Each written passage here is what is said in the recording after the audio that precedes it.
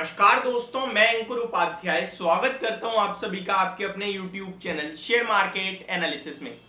यहां पे आप सभी के साथ बात करूंगा पतंजलि फूड्स के स्टॉक के बारे में। कल कंपनी के लगभग 10 बजे के करीब रात में नंबर्स आते हुए दिखे हैं और नंबर्स थोड़े से वीक साइड पे आए हैं, बट उम्मीद भी आई थिंक बाजार की कुछ इसी प्रकार की थी। पहले मैं आप सभी के साथ नंबर डिस्कस करता हूं और उसके बाद प्राइस एक्शन को डिस्कस करेंगे।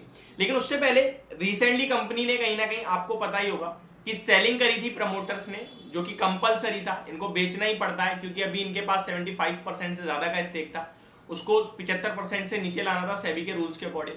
कंपनी ने एक और ऑप्शन दिया था, ग्रीन शू के द्वारा भी हम सेलिंग करेंगे अगर हमें बढ़िया सब्सक्रिप्शन मिला तो। सब्सक्रिप्शन तो बहुत बढ़िया मिला, बट कंपनी ने ग्रीन शू ऑप्शन यूज नहीं किया, एडिशनल नहीं बेचा। ये कंपनी की मजबूती दिखाता है, प्रमोटर्स का कितना भरोसा है कंपनी में ये दर्शाता है।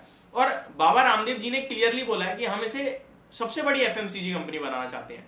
और उन्होंने क्लियर कट ये भी बोला कि ऑलरेडी हम दूसरे नंबर पे आ चुके हैं, पहले नंबर पे अगर हिंदुस्तान यूनिलीवर को छोड़ दिया जाए तो हम दूसरे नंबर पे खड़े हैं। और इस तरीके की कमेंट्री नॉर्मली कोई भी मैनेजमेंट देता नहीं है। ये बहुत ही स्ट्रॉन्ग कमेंट्री मानी जाती है, मतलब डायरेक्ट कॉम्पिटिशन को खत्म करने की बात कर रहे हो, डायरेक्ट कह रहे हो कि हम तो सबसे ऊपर हो गए हैं, सारे ब्रांड्स को आपने डायरेक्टली चुनौती कर दी है। तो इतना डायरेक्टली कोई नहीं बोलता है, बट ठीक है, ये सारी बातें बाद में। पहले मैं आपके साथ रिजल्ट्स डिस्कस करना चाहूंगा। कंपनी ने निवेशकों के लिए 6 रुपए प्रति शेयर का तो डिविडेंड दिया है। Company declared a dividend of ₹6 पर शेयर, तो 6 रुपए का तो डिविडेंड दिया है। नंबर्स की बात की जाए तो कमजोर दिख रहे हैं हर एक पैमाने पे, बट अगर आप देखो तो इसी सेगमेंट से अदानी विल्मार घाटे में ही चलेगी क्योंकि इन्वेंट्रीज इनकी महंगी पड़ी हुई है। अब मैंने इससे पहले आपके साथ शेयर करे ओएनजीसी के नंबर, तो वो आपको दर्शा रहा है कि तेल के दाम बढ़े हैं, कच्चे तेल के, जिसकी वजह से इन लोगों को फायदा हो रहा है। अब ये जो कंपनियां है, पतंजलि हो गया, अदानी विल्मार, ये क्या करती है, इनको घाटा होता है अगर तेल के दाम बढ़ते हैं तो, क्योंकि मार्केट में दाम सस्ता पड़ा है अभी इनके एडिबल ऑयल का और इन्होंने खरीदा महंगा है, तो वो इनको थोड़ा नुकसान देता है। और वही आई थिंक पतंजलि फूड्स के साथ भी होता हुआ दिखा है। बट इन स्तरों पे इन नंबर्स के बाद फ्रेश निवेश तो बिल्कुल नहीं बनता है। पहले आप रिजल्ट सुन लीजिए। Stand alone net profit company का 241 करोड़ से घटकर 87.7 करोड़ का रह गया है केवल। साल दर साल देखेंगे तो काफी बड़ा डिप है ये। और क्वार्टर ऑन क्वार्टर तो और बड़ी डिप है, 264 करोड़ के प्रॉफिट के सामने 87.7 करोड़ का प्रॉफिट। तो ये नंबर खराब है। लेकिन अगर आप रेवेन्यू देखोगे तो आपको पता चलेगा यार ये नंबर क्यों खराब हो रहे हैं। रेवेन्यू देखो 7,200 करोड़ से बढ़कर 7,760 करोड़ का हो गया है। टॉप लाइन साल दर साल बढ़ा है।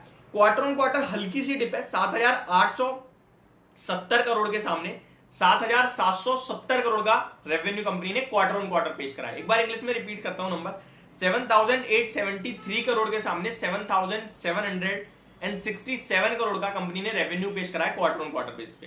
तो ये आपको नंबर ऑलमोस्ट मतलब सिमिलर दिख रहे हैं रेवेन्यू के बेस पे, लेकिन प्रॉफिट का नंबर थोड़ा आपको घटता हुआ दिखा है। उसके पीछे का सबसे बड़ा रीजन है मार्जिन। एबिटा मार्जिन जो पहले 5.43% पे हुआ करते थे कंपनी के, वो अभी घटकर 2.71% पे आ गए हैं ईयर ऑन ईयर बेस पे। तो काफी खराब नंबर दिख रहे हैं साल दर साल। कामकाजी मुनाफे की बात की जाए तो 392 करोड़ से घटकर 212 करोड़ पे एबिटा यानी कामकाजी मुनाफा कंपनी का आता हुआ दिखा है।